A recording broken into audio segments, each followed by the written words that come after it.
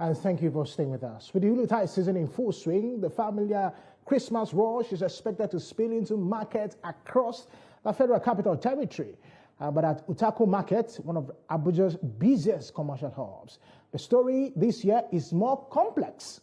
Shoppers and traders have seen a rare mix following falling prices, but fewer buyers. TVC News' Abida Lawal went around Utako Market and now reports. At a time when prices usually soar ahead of Christmas and New Year celebrations, Utako Market is telling a different story. Food items that typically spike during the holidays have largely resisted the usual surge this year. For rice trader Samuel Izwe, expectations of higher profits earlier in the year are faded. He says a 50-kilogram bag of rice is now selling at prices comparable to or even lower than last Christmas. Last year, by this time, last is 90,000, but this year it was 55,000. So it made people, instead of a person who will buy one, you buy five.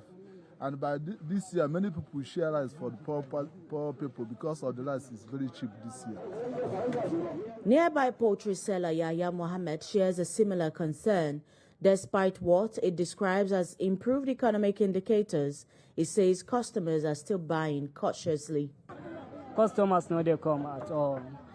As we know, say Christmas is approaching next 2 weeks, 1 week before the Christmas, we are selling plenty chicken. Customers, they come, they buy. But this time around, they know they come. Pepper seller Abdullahi echoes that sentiment, noting that while goods are more affordable, purchasing power remains weak. Last year they okay for this one, and because last year by now, my market don't finish.